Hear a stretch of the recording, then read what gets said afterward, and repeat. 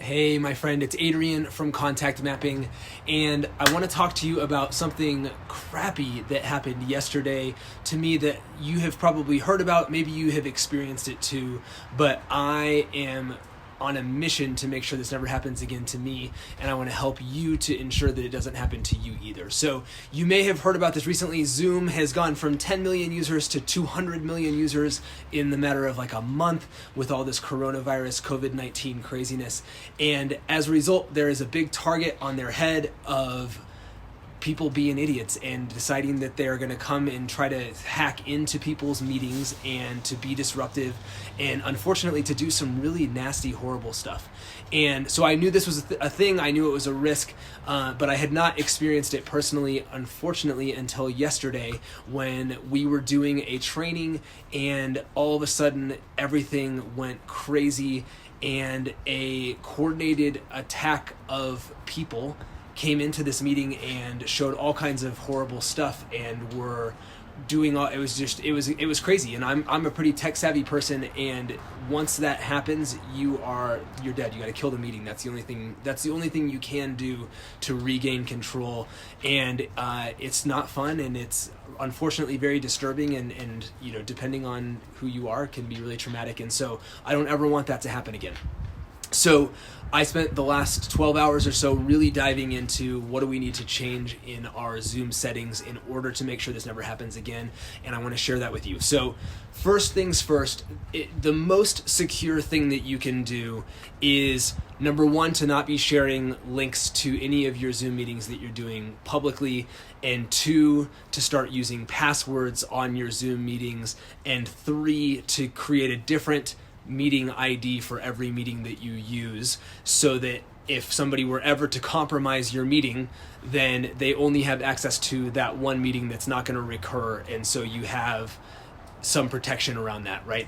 The most valuable targets and the most at-risk targets are these meetings that we use over and over again, especially if we share them publicly. So if you really want to protect yourself, there's some really simple things. Zoom has talked a lot about this in terms of their best practices for how to do that, and so I would recommend that that's what you do. The problem for many of us, the problem for me as Contact Mapping, and for many of the leaders who we work with, is that many of us are using Zooms for repeated trainings with our teams, with our organizations, with followings that we have, whatever that is for our business, and it can become very unwieldy and prone to a lot of frustration for everyone involved, especially maybe your less tech savvy customers or members of your community, if it's a different link all the time and there's a password and all this stuff. And so while absolutely that is the best thing that you can do, I want to talk about some things that you can do if it's not really practical for you to use a different link because all the time, and maybe not even practical for you to use passwords on your meetings because it's just something that people are not going to be able to figure out, and you're going to have half the people that aren't even able to get into your meeting because they are stuck on trying to figure out how the heck to put in the password and is this the right thing, and it just can be a nightmare. And so we have a community like that is that has some obviously very technically savvy people, but have people that are very uncomfortable using these new kinds of technology. And so there are some things that you can do that we have now implemented to at least make sure that even if somebody that shouldn't be in your meeting is able to get in there, that they actually aren't able to do damage, or at least not able to do much damage. And thankfully Zoom has actually created a whole bunch of new features and functionality to help with this. And so what used to be that you almost couldn't do what I'm talking about now they've created this functionality. So what I want to talk about is essentially what are the ways that a group of trolls can attack you in a meeting. And the thing that I didn't appreciate before, and so this is important to realize, is that this is now sophisticated enough that it wasn't like I assumed it was like, oh, okay, I got Zoom bombed. There's like one person who's sharing horrible stuff on the screen, and like you find that person and you kick them out of your meeting, and that's the end of it. What actually happened is it was like, I don't know how many accounts, but like 10 plus accounts all at once started doing all kinds of stuff. And so it's like whack-a-mole, right? Because you don't know where the problem is coming from. It's obviously disorienting and very stressful, and it creates confusion and pandemonium and all this sort of stuff. And so you don't want to be in that position. So the ways that these trolls are doing what they're doing are, number one, they're taking advantage of the fact that in many cases we have made it so that any participant in the meeting is able to share their screen. And so what they will first do, which is horrible, is they will put really awful, terrible, disgusting images up on the screen, and everybody, they take over the meeting, and that's up on the screen, and everybody's going, what the heck is happening? And it's very distressing. The second thing that they can do is there's something, I think it's called Doodling, but there's a feature where basically any person, like let's say I'm sharing a presentation, somebody can start doodling on that presentation. So they could be like, hey, what's this thing? So there's a valid use for that feature, but trolls can use that feature to, draw bad things or, do whatever, because they're able to put something up on the screen without your permission.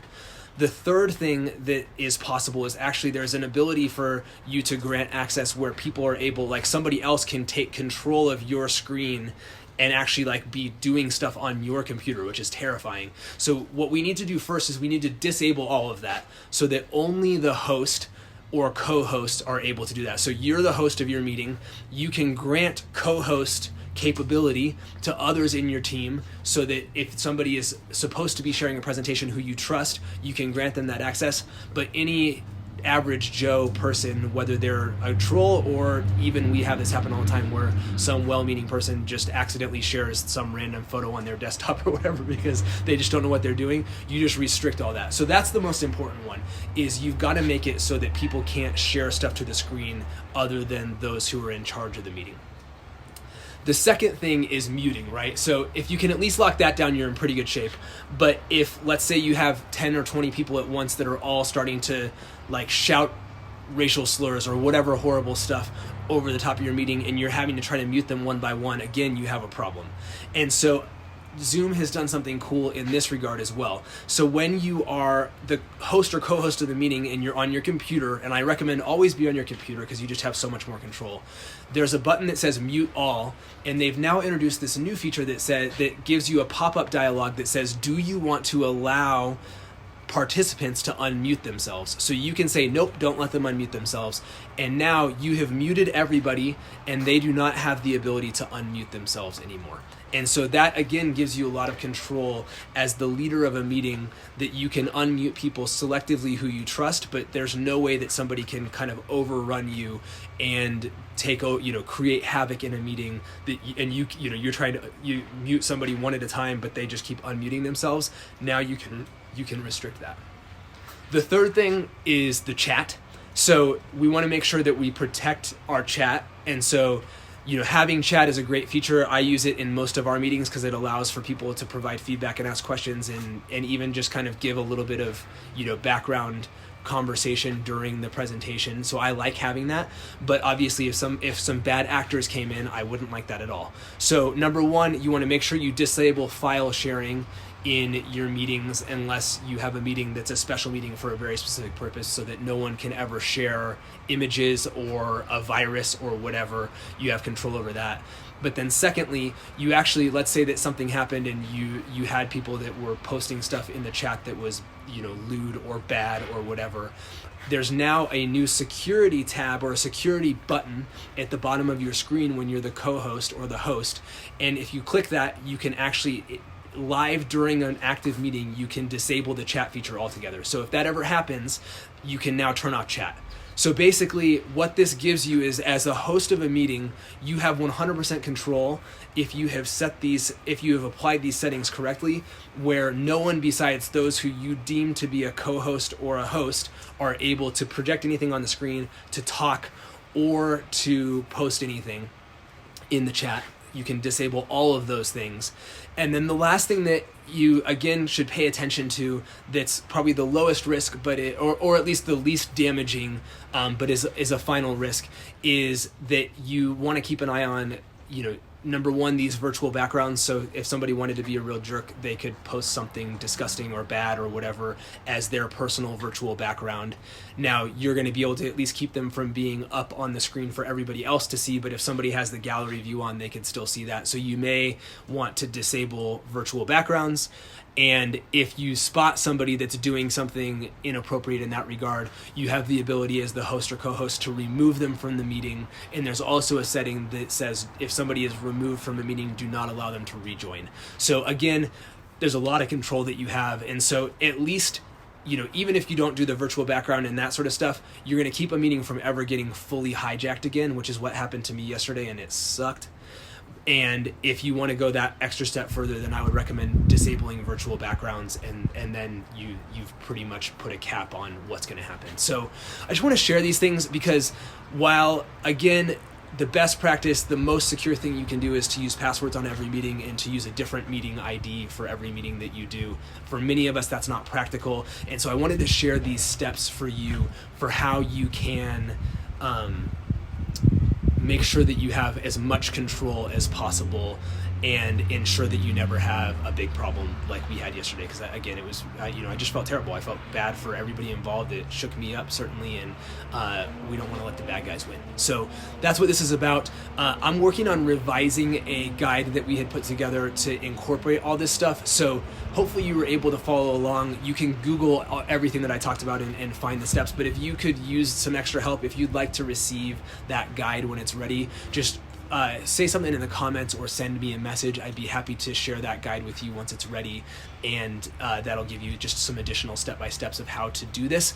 But let's make sure that we keep our meetings safe and that we keep the bad guys out and that we are able to do all the amazing things that Zoom allows us to do without having to worry about all this BS from people who clearly are really not winning in life. So love you. Thanks for watching. Hope this helped you. If it did, or if you know somebody who really could use help on this, do me a favor, tag them in the comments here and share this, and even do a watch party if you're able to do one of those. I would love to just get this word out because it really, I now that it's kind of like when you buy a blue car and now all I see is blue cars. Now that I have been Zoom bombed, all I hear about is everybody else that I know who this has already happened to. So let's stamp this thing out. It sucks, and we can put an end to it. So love you. Thanks for watching. Please do share and tag, and I'll talk to you soon. Bye-bye.